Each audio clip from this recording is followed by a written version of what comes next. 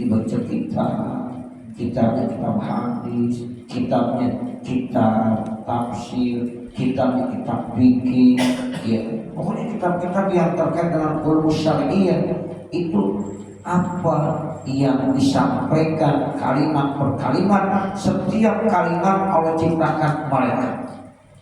Setiap kalimat yang terucapkan itu akan diciptakan malaikat. Nah malaikat itu ngapain? Ya yastaghfir, ya memohonkan ampunan, bukan hanya buat orang yang alim tadi, tapi juga yang pada ngaji, yang pada mendengarkan, ya daripada ya kalimat-kalimat yang terlontar dari orang alim tersebut. Itu kalau misalnya ngaji 30 menit, berapa kalimat yang disampaikan, berarti itu semuanya menjadi malaikat. Dan malaikat itu ngapain? Istighfar. Makanya kita kalau lagi ngaji udah banyak perbaikannya udah. Ya, dan setiap kalimat yang disampaikan oleh gurunya itu menjadi apa? Menjadi malaikat. Allah yang ciptakan. Makanya malaikat kan jumlahnya tiap hari terus tambah. Kesimpulannya la ya'lamu 'adadahum, tidak tahu jumlah malaikat illallah kecuali Allah. Ada berapa malaikat? Tidak tahu. Karena setiap hari Allah ciptakan malaikat lagi, ciptakan malaikat. Termasuk setiap ada majlis ilmu dan di situ guru sedang menjelaskan ujian antara ilmunya, setiap kalimat itu akan diciptakan menjadi satu malaikat. Malaikat itu punya tugas yastaghfir, yaitu disuruh memohonkan ampunan. Buat siapa? Buat orang alim tadi dan juga buat orang-orang yang mendengarkan, orang-orang yang memperhatikan, yaitu kalimat-kalimat untayan ilmu-ilmu tersebut. Subhanallah, Bapak Ibu Saudara, ya. Jadi begitu nikmatnya orang yang hadir di majelis ilmu.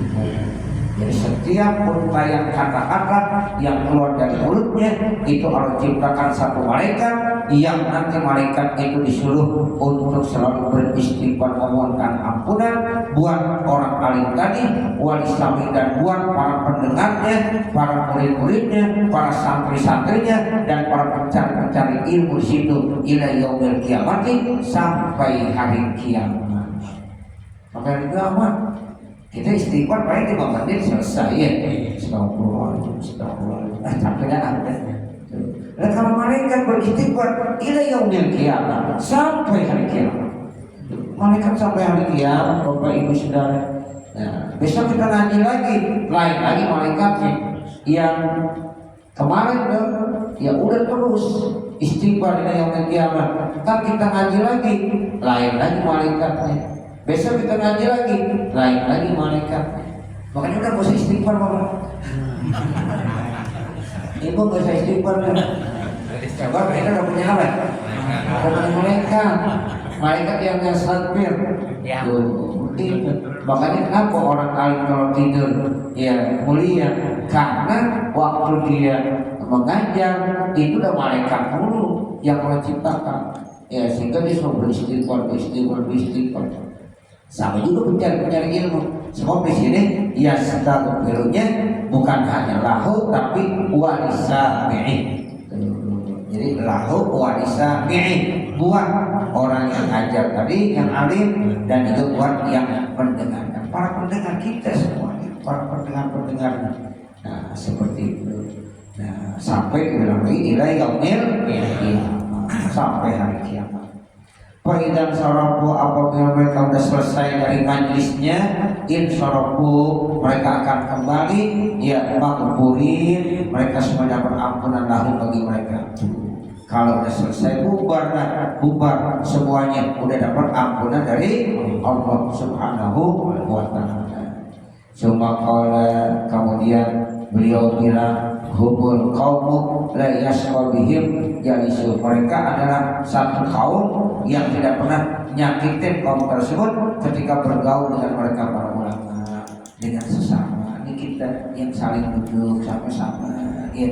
Jadi nggak ada yang saling ya mencelakai, yang dengki ya. Pokoknya hati kita saling cinta mencintai, nggak ada dusta di antara kita. Iya begitu. Jadi ini yang hadir nih saling mencintai satu dengan yang lain. Jangan hatinya benci. Udah kita hilang itu yang begitu. Ya, pokoknya kita hadir majelis ilmu. Ya, kita duduk bersama. Ya, nggak ada dusta di antara kita semua.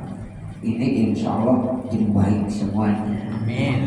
Wa qala sallallahu alaihi wasallam dan Rasulullah sallallahu alaihi wasallam bersabda, man nazara ila wajhil alim nadratan, siapa yang memandang wajahnya orang alim satu kali pandangan, ay wahidatan satu kali, faqalihat diseneng, mandang wajah guru, mandang wajah orang alim, seneng deh. Subhanallah, senang papalihan ayutilkan nazrati dengan pandangan tersebut dia senang. Kalau Allah Ta'ala mentilkan nazrati, maka Allah ciptakan dari pandangan tersebut malakan satu malaikat lagi yastaghfiru, yang malaikat itu beristighfar. Ay dari malaku, malaikat itu beristighfar lahu buat air nadiri yang memandang ila yaumil qiyamati sampai hari kiamat. Kalau lagi ngaji pandang guru, tapi pandangan penuh dengan rahmat dan kasih sayang bertulus dari hati, ya maka nanti Allah akan munculkan dari pandangan tersebut satu malaikat. Nah malaikat itu tugasnya beristighfar, memohonkan ampunan buat siapa? Buat yang mandang hati. Makanya bapak ibu nggak usah baca istighfar ya. Ya orang banyak malaikatnya bapak. Ya. Itu Allah ciptakan tiap hari kan. Ya tiap hari Allah kasih ya malaikat. Allah kasih malaikat. Udah. Ya itu ya takbir dia udah disuruh beristighfar. Istighfar buat siapa? Buat orang yang mandang tadi. Nah sampai itu sampai kapan? Sampai hari kiamat. Makanya ada yang bilang, ya saya kamu siapa aspirah, diam aja udah. Nah, begitu. Karena dibantuin sama malaikat-malaikat. Ya, itu seperti itu. Jadi kita kalau udah ada ilmu tuh, ya enak jadinya. Ya, kenapa? Karena memang nggak guyon dia.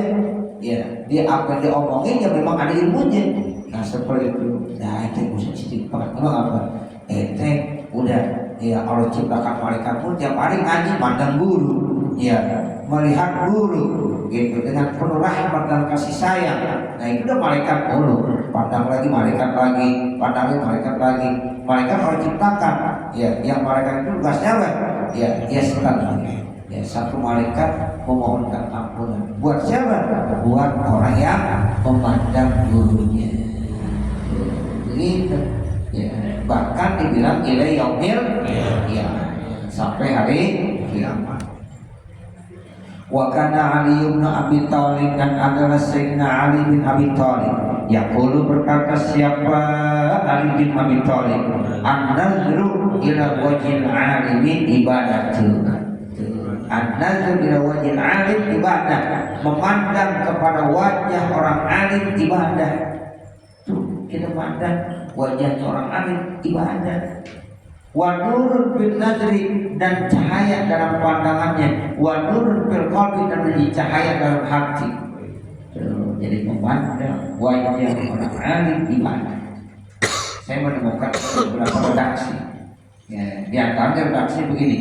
An-nadru ila wajhil walid ibadah, memandang wajah orang tua kita.